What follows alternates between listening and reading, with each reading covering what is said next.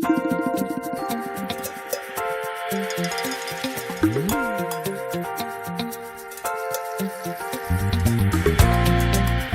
inshuti bakunze ba Hoziyana TV aho muherereye hirya no hino, twongeye kubasuhuza tubifuriza kugira amahoro y'Imana. Nkuko rero mubizi, turakeneranye mu buzima, ndabakeneye namwe murankeneye, buri muntu wese akeneye mugenzi we kugira ngo abashe kugera ku nzozi ziwe. Rero kuri uyu munsi turi kumwe n'umutumirwa wacu, umukozi w'Imana. Tuzi neza yuko abantu benshi mudukurikira mumaze kugenda mumumenya, ariko wenda birashoboka ko hari abantu badukurikiye batamuzi. Turagira ngo wenda tumusabe ko yakongera akabibwira. Murakoze. Amazina yanjye nitwa Maurice Kayishema. Hanyuma Maurice Kayishema twabatumiye kugira ngo tubashe kuba twagira ibintu bimwe na bimwe tuganiraho, ariko reka tubasabe kuko twagize umugisha wo kubakira kandi muri abakozi b'Imana kugira ngo mutangire musenga Imana. Tuguha icyubahiro muremye byose Mana nzima, kuko ari wowe waremye ibiriho byose, kandi ibyo waremye byose birakuzi, bizi ko ari nawe wabiremye. Izina ryawe ni ryo kubahwa mu isi ndetse no mu ijuru. Abantu bawe rero duhora tukwikubita imbere kuko uri mwiza. Turagusabye rero kugira ngo iki kiganiro tujye kuganira kuri televiziyo ya Hoziyana, ubemere umwuka wawe ari wo ubonekamo, kandi ubwami bwawe uzafungura amatwi y'abazabyumva kugira ngo bazabashe guhindurwa cyangwa se no gukomezwa n'ibyo turi buvugira aha. Ibi byose tubishimiye Imana mu izina rya Yesu. Amen. Amen. Imana umugisha cyane mukozi w'Imana ku bw'isengesho mudusengeye. Mbere rero wenda yuko twinjira ku mpamvu nyirizina y'icyo twabahamagariye kuri uyu munsi, nk'ibyibuka hari mu biganiro twagiye tugirana bagiye batanga komanteri bashima uburyo ki mu buryo mukoreramo Imana, kandi basaba yuko mwazabasengera ku bibazo by'uburwayi ndetse n'ibindi bibazo biba bitandukanye mu buzima abantu baba bagiye bafite. Ubwo rero wenda mu kuza gusoza kino kiganiro cyacu, reka tuze kubasaba ko muza gusengera abo bantu tukibyibuka kugira ngo ntaza gusigaramo ideni ry'abakunzi ba Hoziyana. Hanyuma rero ku cyo twabahamagariye kuri uyu munsi, abantu benshi tubona abakozi b'Imana tubabona bahagaze imbere yacu batubwira ijambo ry'Imana, batubwiriza rimwe na rimwe bakavuga ko Imana ibahaye mesaje zo kuduha, bavuganye n'Imana. Ariko hari ikibazo abantu benshi bakunda bibaza si mbere y'uko uyu muntu aba umukozi w'Imana yari iki, mbere y'uko uyu muntu akizwa, mbere y'uko uyu muntu ahinduka, niba koko yarahindutse, atarahinduka niba iki yakoraga. Ko hari ukuntu usanga abantu benshi bakorera Imana, ariko wajya kureba muri background yabo ugasanga ibyo bakoraga bitwa ko batarakizwa nibyo n'ubundi bagikora barakijijwe. Ukibaza ati usanga barahinduye aderesi ariko batarahindutse. Turagira ngo rero mu gice cy'ubuhamya bw'umuntu buba ari burebure, wenda dufatiremo igice cy'ubuhamya mushobora guha abantu. Hari abasore bumva yuko wenda siritu nko muri iki gihugu cya South Africa usanga abajene benshi bakunze gukoresha ibiyobyabwenge, bumva yuko kugira ngo agire amahoro nyine arabinywa, ntashobora kubireka. Ariko ese birashoboka yuko hari umujene ushobora kubaho ari umukozi w'Imana atanywa ibiyobyabwenge kandi agakomeza gukorera Imana kandi akagira amahoro, akaryama agasinzira? Rero tugira ngo tubahe umwanya rwose uhagije wo kuduha ubuhamya bwanyu, mukore mu gice kimwe cy'ubuzima bwanyu mubashe gufashisha abakunzi ba Hoziyana. Wenda uko muzagenda murushaho kugenda mubitwemerera, tuzagenda n'ubundi tubahamagara kugira ngo mukomeze kutugezaho ibindi bice by'ubuhamya bwanyu. Imana ibahe umugisha. Murakoze cyane abakurikiye Hoziyana TV kandi n'ubuyobozi bwa Hoziyana TV, kubw'uko muteza imbere umurimo w'Imana mu buryo bwo gusharinga itumanaho cyangwa se ibinyamashusho bituma abantu bamenya ibintu byinshi bitandukanye. Nk'ubu twicaye ahantu C-point mu mujyi wa Cape Town, ariko abantu bazakurikirana ibi biganiro ari benshi mu isi. kandi twizera neza ko ari ibigamije guhindura abantu, kubahindura bagava mu bidatunganye cyangwa se bakava mu ntege nke bagakanguka.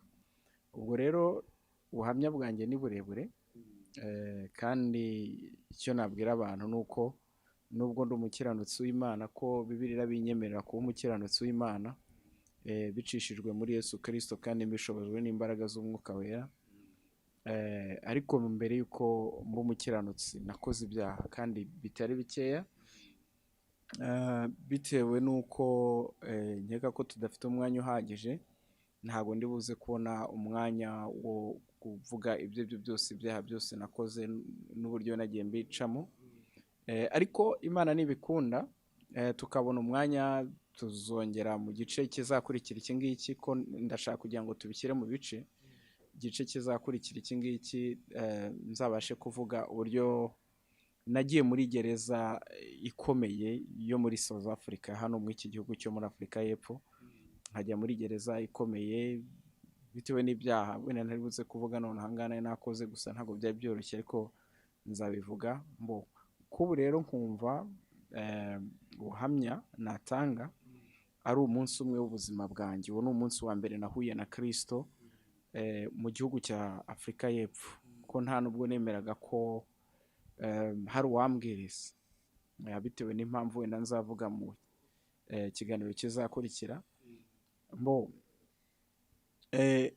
buhamya rero bw'umunsi umwe nihuse bwatangiye butya. Niwo munsi wa mbere nari mbashije gusenga hano muri South Africa cyangwa se muri Afurika y'Amajyepfo cyangwa y'Epfo.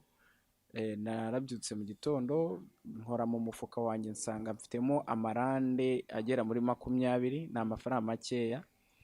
Ayo nari nshonje, nari nkeneye kunywa itabi, nari nkeneye kunywa inzoga, kandi nari nkeneye no kunywa urumogi. Urumva ibyo ni ibintu byose nari meze nkaho ntari buze kuvuga ko nari cyangwa se colonized cyangwa se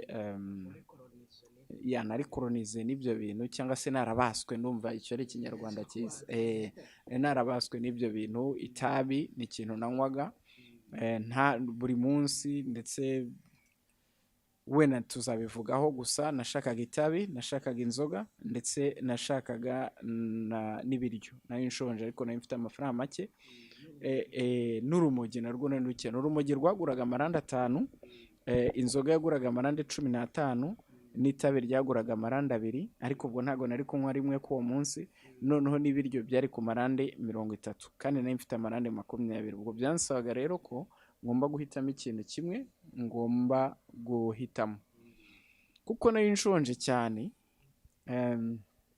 Narebye ndavuga nika mpitemo, kandi nkaba nzi ko itabi ushobora kurisaba n'undi muntu akariguha. Nahisemo kugura ibiryo. Njya muri resitora hari 5 z'amanywa. Mbere yuko njya muri resitora ngarutse inyuma gake, munyihanganire, ko narinziko nta mafaranga mfite. Nibutse ko mu bintu umubyeyi wanjye yambwiraga kera, yambwira ko iyo usenze Imana ikumva, hari Imana mu ijuru ishobora kukumva. Uwo munsi rero ko nabonaga nta bundi buryo mfite, nashinze ivi hasi mu cyumba nabagamo ahantu bita Weinberg. Nshinga ivi hasi ndasenga, ndavuga ni Mana yo mu ijuru, nimba ubaho, ibintu nshaka kugusaba ni ibintu bigera muri 4. Naravuze ni ikintu nkeneye itabi. Nasenze nsaba Imana, ndabnyibwira mfukamye hasi. N'ubwa mbere byari bimbayeho muri Afurika y'Epfo. Ndavuga nti icyo nkeneye ni itabi, icyo nkeneye ni ibiryo, ikindi nkeneye ni inzoga, n'ikindi nkeneye ni urumogi. Ngiye gusohoka mu iyi nzu, nimba uri Imana yumva, ibyo bintu byose mbibone. Nasohotse mu nzu, ariko numva ko nyine nasenze. Ndagenda ariko ngamije ko ngiye muri resitora kwaka ibyo kurya. Hari 5:15. Ngeze muri resitora mbabwira ko nkeneye ibyo kurya, ariko ntafite amafaranga ahagije, kuko byari 30 kandi mfite 20. Barambwira ati genda uze kugaruka mu minota 30, saa sita ibiryo birabihiye. N'iyo minota naragarutse. Mpageze nahuye n'umumama ukora muri iyo resitora. Arambwira ati rero ibiryo byahiye ariko twari tugukeneye cyane, ese mwari munkeneye mute ko mutanzi bimeze bite? Ikintu barambwiye bati hano hari umugabo bamwirukanye mu nzu kandi afite umuryango w'abantu 6 kandi ibintu bye biri hanze. Ubwo rero yashakisha ahantu hose ashobora kubona inzu yahabuze. Mu by'ukuri ntago nari nsanzwe nkora ibyo bintu, nta nubwo bari banzi mu ibyo bintu. Noneho ndababwira nti ngewe si ibyo bintu uko ntabikora, ntangiye kubivuga nibuka ko nasenze nsaba Imana ko yampereza itabi, yampereza urumogi, ikampereza ibyo kurya n'inzoga. Inzoga nanywaga yitwaga Castro cyangwa se iyo bita Black Label. Nuko izo ngizo zari zihendutse mu icyo gihe. Impamvu rero ntari mfite amafaranga yo kugura ibyo kurya nuko ibyangombwa byanjye byo muri Afurika y'Epfo byarahagaritswe bitewe nuko nakoze ibyaha bikomeye bigera muri 3 muri Afurika y'Epfo, byatumye bafata ibikumwe byanjye. Ibyo rero byambujije amahirwe yo gukora, cyane cyane ko nakoraga akazi k'ubushoferi ntwara amakamyo. So hano hari uburyo ukoze ikosa babishyira muri systeme ntube wabasha gukomeza gukora. Ubwo rero ibyo nari narakoze ni criminal record cyangwa se ibyaha bishyizwe mu mategeko. Ibyaha sinzi uko nabivuga mu Kinyarwanda, gusa bari ibyaha bikomeye kandi baragufotora bakaguteza ibikumwe by'amoko yose. Bamfotozaga akabati, bazaga basunika akabati niko bamfotozaga. Wenda ibyo ngibyo Imana nibikunda naho ubutaha. Gusa icyo nshaka kuvuga nuko nibutse ko nasenze, ndangije ndavuga nti nta kibazo. Mbaza uwo mugabo ntese ufite amafaranga y'itike kugira ngo tutangire dushakishe? Arambwira ati amafaranga y'itike ndayafite. Ubwo turahagurutse, narariye ibiryo baranyishyurira, angurira n'itabi ndanywa. Ubwo urumva ibyifuzo 2 nari mfite byari bimaje gusubizwa, angurira n'itabi ndanywa. Ubwo dufashe umuhanda turagiye. Twagiye twavuye ahantu bita Weinberg, wenda kubahazi cyangwa se ushobora no gukoresha Google kugira ngo urebe distance cyangwa distance intera iri aho hantu. Tujya ahantu bita Deft ntago ari ahantu narinzi, naragendaga naho mfite ubuhamya bwaho wenda nzatanga, ariko aho nagiye hari hatandukanye naho nari narageze. Ndagenda ntazinyoborwa n'umutima gusa.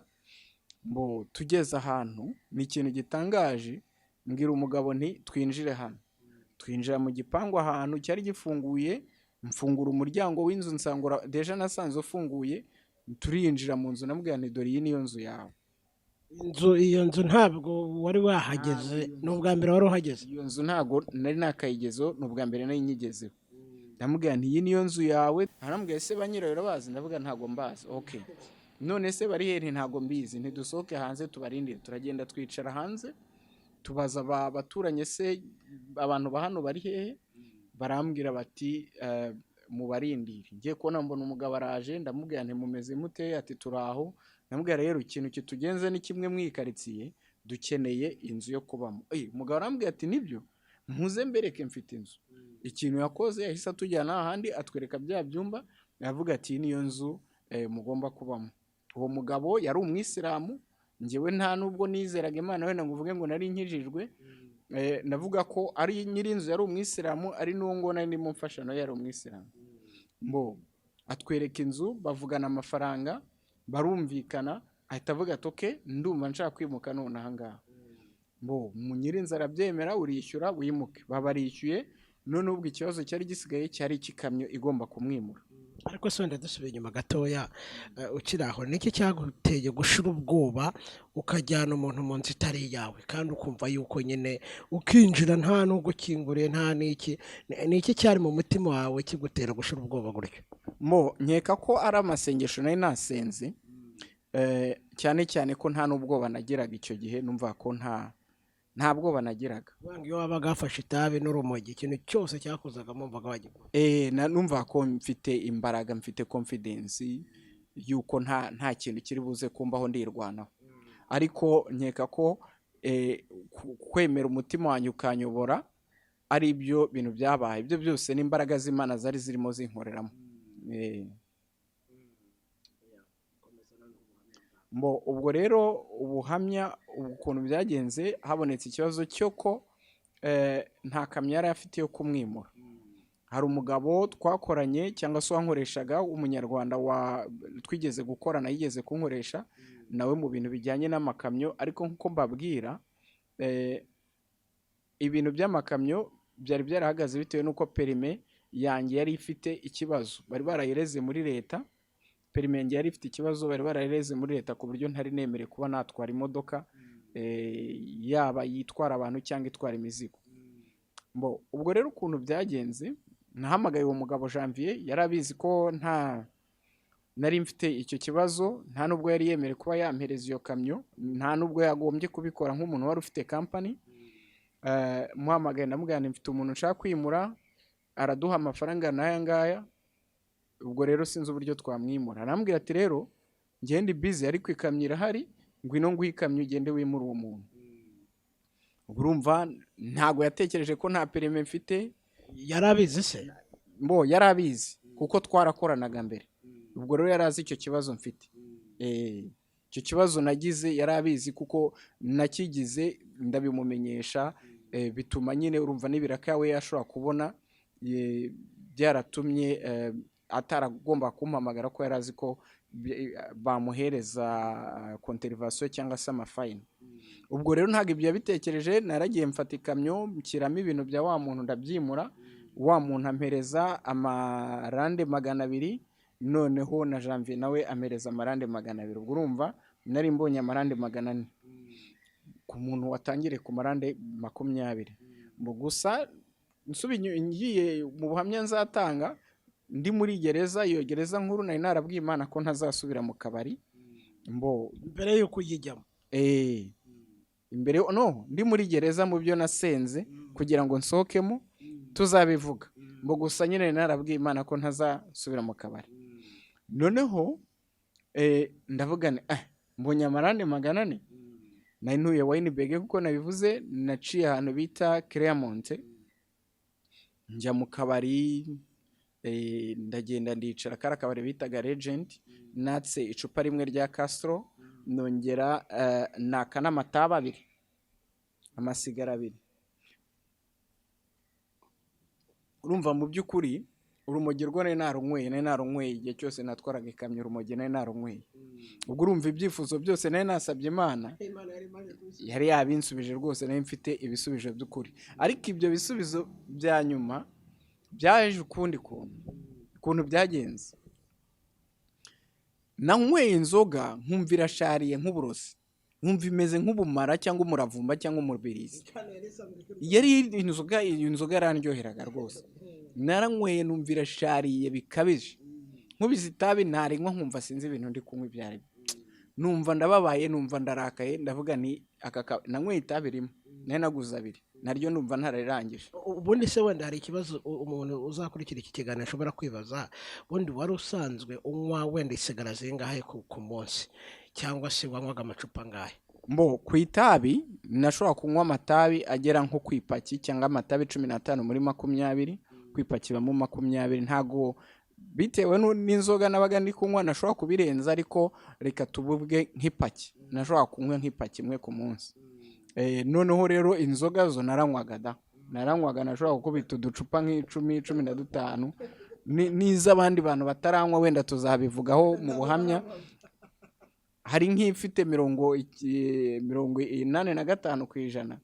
Ibyo tuzabivugaho ukuntu byagenze ku byaya. Ndumva muzarebeye video ntawe uranywa kuri inzoga ifite whisky ifite 85.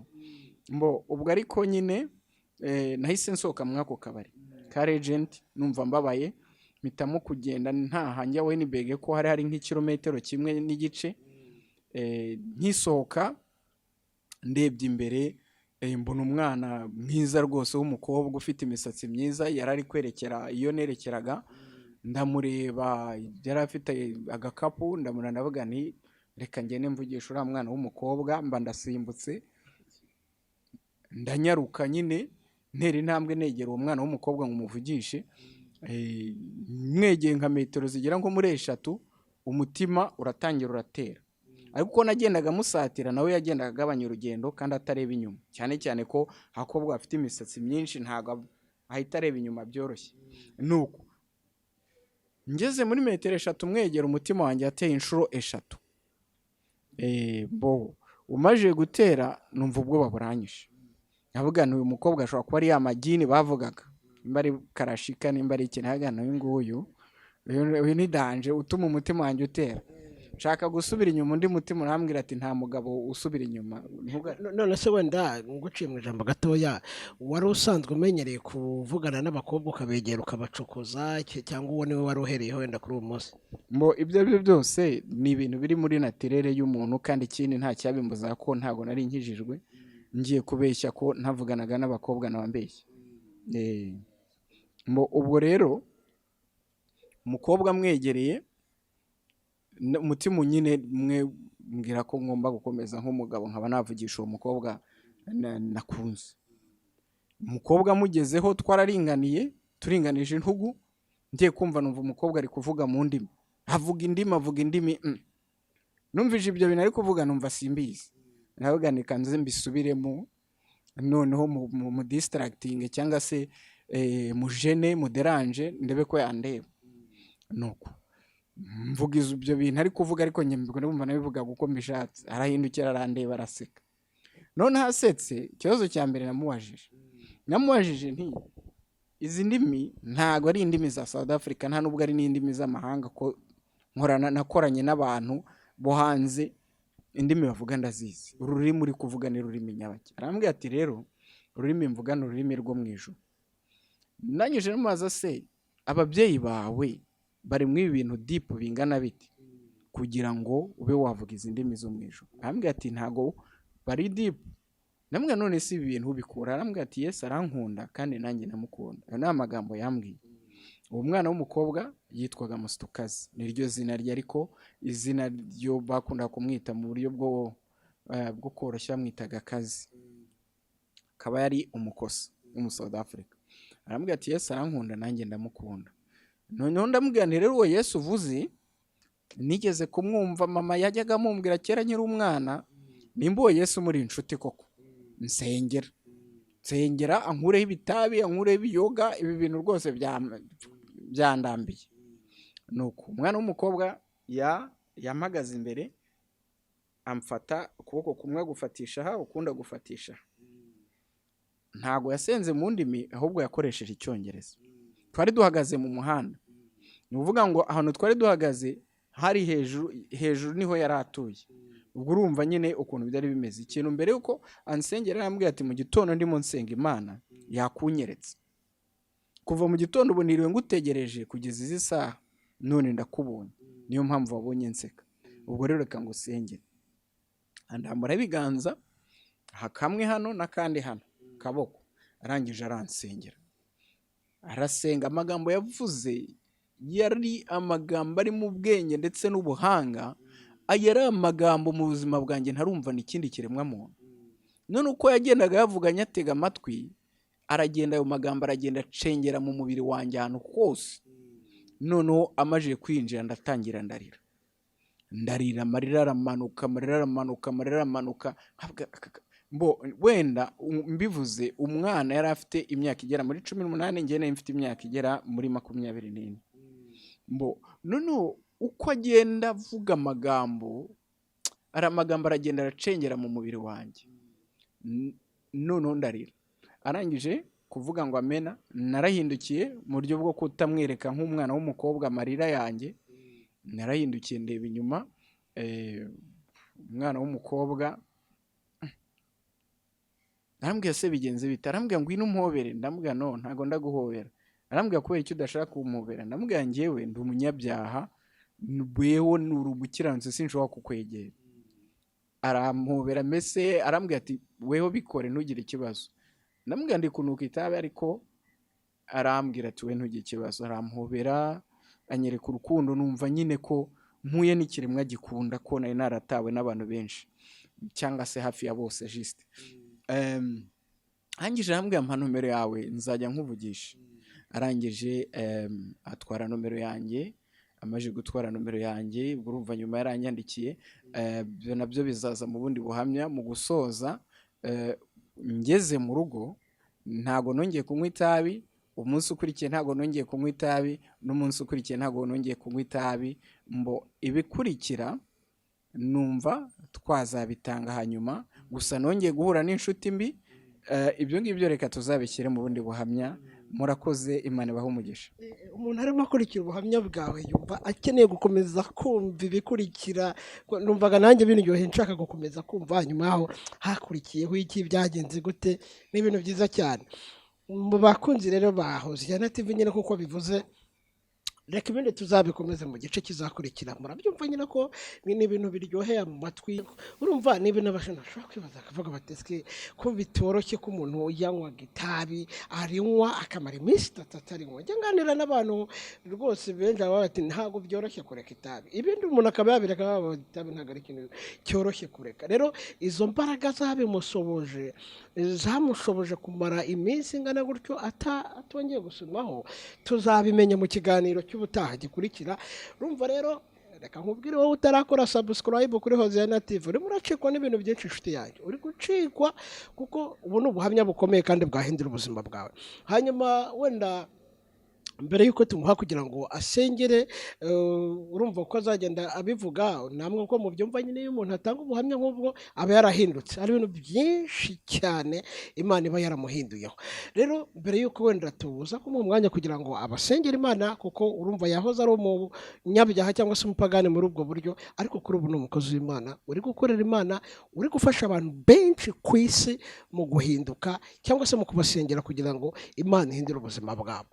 Rero wowe mukobwa, we musore, mubyeyi, mugabo, mushisha akanguhe, aho uri hose, urumva yuko wemerera Imana kuba yagukoresha. Ntiwamenya uburyo yagukoreshamo, ariko wemerera Imana. Nk'uko uyu mukobwa witwa Kazi yemereye Imana ikamukoresha ku musore, atarebye ko ari umwana muto, yakemerera Imana ikamukoresha ubuzima bwe, bikaba nkaho bibaye fondasiyo yo gufatwa k'uyu mukozi w'Imana turi kumwe hano. Nawe wemerera Imana kugira ngo igire ibyo igukoresha mu buzima bw'abantu benshi bari kwangirika, bari kwangizwa n'ibiyobyabwenge muri iyi si.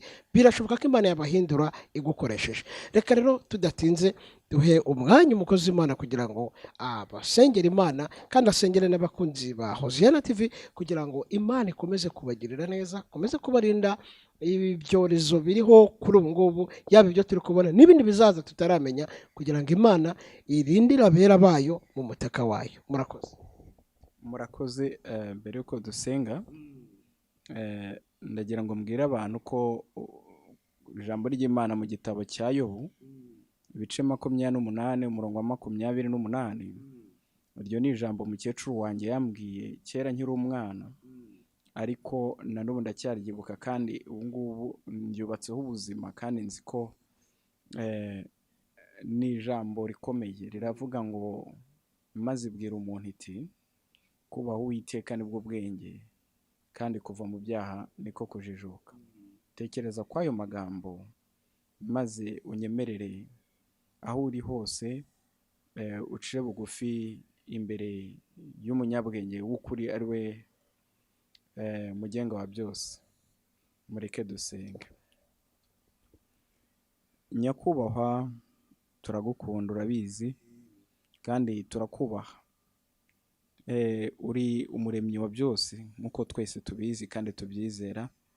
Twizera imbaraga zawe, tukizera ijambo wavuze, kandi tukizera kuri mwiza. Tubanje gusaba rero kugira ngo ubabarire buri muntu wese uzareba iyi nkuru, ibyaha bye bizakurweho kandi azahindurwe n'ijambo ryawe, kugira ngo igihe gikwiriye abo bose tuzahurire mu ijuru, bambwire bati ibyo wavuze twarabyumvishije.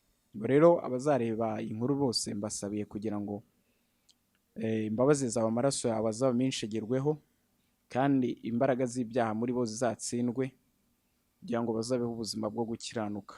Ku ijambo ryawe rirabivuga, byakozwe n'intumwa, bikavuga ngo Petero aterura amagambo aravuga ati mu bice 10 ngo burya mbonye ko Imana itarobanura ku butoni, ngo ahubwo ukora ibyo gukiranuka akanga ibibi Imana iramwemera. Mana turakwemera kandi urabizi ko tugukunda, ngaho kura abantu bawe mu byaha, kuko twamenye ko icyaha ari cyo kijyana abantu mu burwayi. Basabye ko twabasengera tukabirukanaho imbaraga z'uburwayi. Twamenye ko imbaraga z'uburwayi arizo zizanwa n'ibyaha n'ibindi nk'ibyo bidashimisha Imana. Ubwo rero turasenze kugira ngo ibyaha bikiva mu buzima bwabo, urukundo rayidevede menesati kiride vodobride vasaya, urukundo ruturuka mu ijuru redevesaya. Ijambo ryawe ni ukuri, uraryohereza maze abari barwayi bagakira. Umuntu uzareba iyi televiziyo, umurambo y'ikiganza, urwaye azaba arwaye bwose, aho buzaba buri mu mubiri we buzahunge mu izina rya Yesu Kristo Nazareti. Ijambo ryawe rirambwira ngo waduha ubutware bwo guhagarara hejuru y'inzoka na sikoropiyo, abo tuzaramburaho ibiganza bazakira. Nta nubwo ari ngombwa ko nagombye kubasengera kugira ngo bakire, bavuze ngo tuzabaramburaho ibiganza bakire. Iki kiganza ndabizi waragisize. Umuntu wese hazaba ari ku gisasiro, uzareba video hazaba ari y'abarwaye umutwe, y'abarwaye umugero wa sida, y'abarwaye virusi coronavirus, icyo y'abarwaye cyose. Izi mbaraga z'Imana zikorera muri twe ndi kumva mwaka kanya zizakize benshi, zikoresheje social media, zikoresheje Hoziyana TV, mu izina rya Yesu Kristo Nazareti. Ijwi ry'Uwiteka rigende rikore ku mitima yabo, kandi umwuka wawe uhindura ibintu byinshi mu bugingo bwabo. Abari baboshye ubabohore, abari bananiwe ubahereze kugubwa neza. Ku ijambo ryo rivuga ngo nimuhagarike imitima yanyu. Bari bahagaritse imitima kubera ibi byago n'ibyorezo, imitima yabo ituze, maze urakoze ko uri hafi kugaruka. Kandi abafite amatwi bagombye kumva ibyo, urakoze ko ari wowe Mana yaremye byose kandi ibiremwa byo bizabimenya.